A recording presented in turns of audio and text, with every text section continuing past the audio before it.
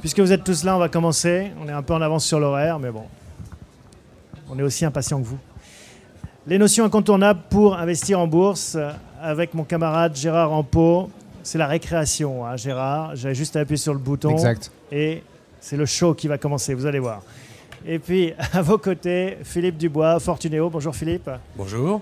Un mot sur Fortuneo et sur vous. Qu'est-ce que vous faites ? Chez Fortuneo, je m'occupe principalement de la bourse. Je suis responsable de la salle des marchés chez Fortuneo. Ça tombe bien. Je m'occupe plutôt des gros clients et des clients qui gèrent des montants importants en bourse. Et j'essaye aussi Je fais de la bourse depuis 1982, donc je connais un tout petit peu, mais j'ai beaucoup appris sur le tas. C'est quoi des clients qui gèrent des montants importants en bourse ? Bon, les portefeuilles importants commencent chez nous, on va dire, à partir de 100 à 200 000 euros. On peut dire que c'est des portefeuilles qui sortent un petit peu du volume moyen des comptes qui sont plus de l'ordre de 15 000 euros pour des portefeuilles moyens particuliers. Gérard, l'école de la bourse. Un mot sur l'école de la bourse. Nous sommes plus récents en bourse que Philippe. Nous datons, d'il y a une quinzaine d'années. L'école de la bourse a été créée à l'initiative de la Bourse de Paris, Euronext. Et nous nous adressons aux petits, aux moyens, aux grands portefeuilles. Ils sont tous les bienvenus. Et nous essayons de leur apporter des connaissances pour leur permettre de gérer leur portefeuille ou leur épargne financière en connaissance de cause. Alors, puisqu'on est sur le sujet de la taille du portefeuille, à partir de combien on peut investir en bourse ? On a des portefeuilles. Le montant minimum qu'on requiert chez Fortuneo au niveau d'un portefeuille boursier, c'est 1 000 euros. Donc, on n'est pas. Et la majorité des comptes, c'est plutôt des comptes qui sont inférieurs à 15 000 euros que des montants importants. Parce que la taille a quand même son importance. Je m'explique. On parle souvent de diversifier, de ne pas mettre tous ses œufs dans le même panier. Et donc, avec 1 000 euros, on peut le faire peut-être moins facilement qu'avec 10 000 euros. Tout à fait. Avec 1 000 euros, le souci, c'est qu'on ne peut pas diversifier, donc on est plus obligé, à la limite, de prendre des parts ou d'OPCVM ou de trackers qui sont des valeurs qui sont déjà diversifiées. On ne peut pas se sélectionner simplement sur une valeur parce qu'on risque à la limite de faire un coup de poker. Et le coup de poker, il peut être très, très positif ou très négatif. Alors, Gérard, avant d'investir en bourse, donc, on se pose la question de quel montant on peut y consacrer. Quelles sont les autres questions à se poser ? Bien entendu, il y a plusieurs budgets à se définir. Le budget financier, vous l'avez abordé. Le budget de la durée. Combien de temps est-ce que j'ai devant moi sans débloquer cet argent ? 2 ans, 3 ans, 5 ans, peut-être plus.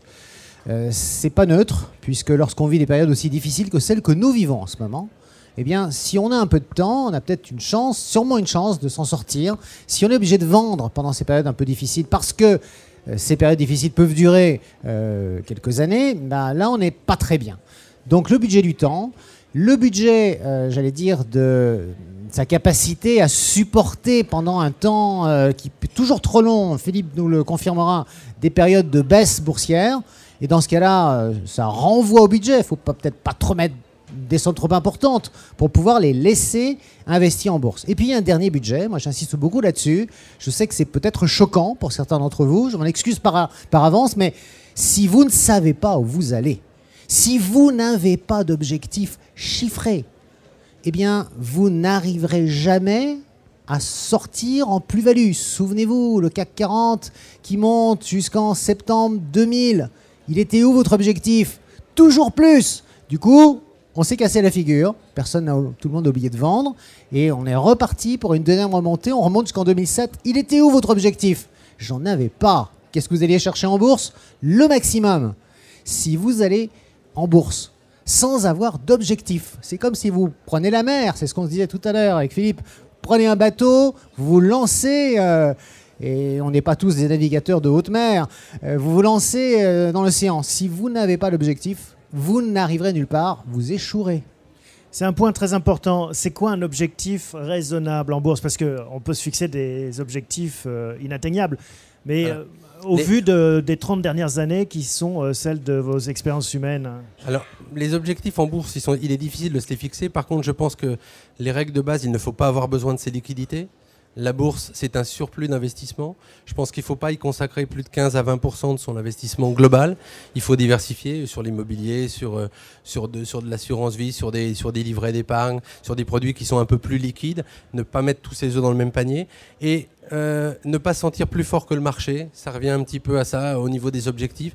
On ne peut pas quantifier un objectif raisonnable, se dire que vouloir gagner 25% par an, c'est pas raisonnable? Non, je pense que si vous avez comme objectif de gagner 25% en bourse en investissant, je pense qu'il vaut mieux aller sur un livret ou un livret plus. Sauf si vous n'avez pas besoin. Ça prendra quelques années. Ça prendra plus d'années, mais au moins ce sera plus certain, surtout avec la conjoncture actuelle. Je pense que les cycles boursiers sont souvent de l'ordre de 6 à 8 ans. Pour se permettre de traverser ces cycles et de pouvoir les traverser, il faut d'abord lisser son investissement, ne jamais investir tout en bourse. Et je pense qu'une des façons de bien gérer les crises que nous traverserons à l'heure actuelle, c'est comme un particulier, comme pour un État, c'est de garder une part de liquidité et d'augmenter son poids de liquidité quand les marchés sont justement un peu difficiles. Gérard, vous souhaitez réagir? Oui, moi je souhaite réagir parce que je suis en partie d'accord avec Philippe et en partie en désaccord. Je vais commencer par la partie où je suis en désaccord.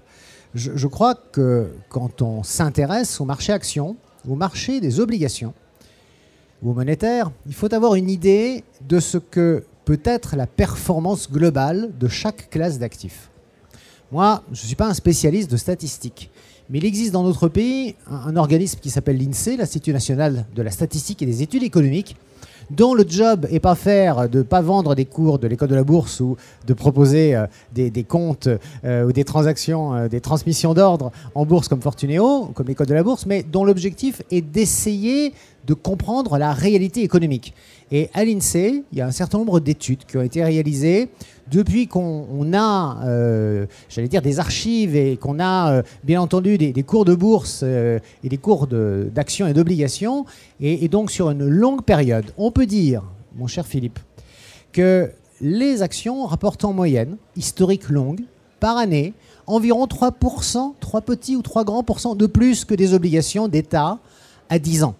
Et en moyenne historique longue, encore une fois, les actions ont environ rapporté 7%, dividendes réinvestis, et les obligations d'État 4%. Donc, bien entendu, cela ne va jamais systématiquement se retrouver, mais ça donne une idée. Ça permet de construire une stratégie qui a été, bien entendu, validée par le passé.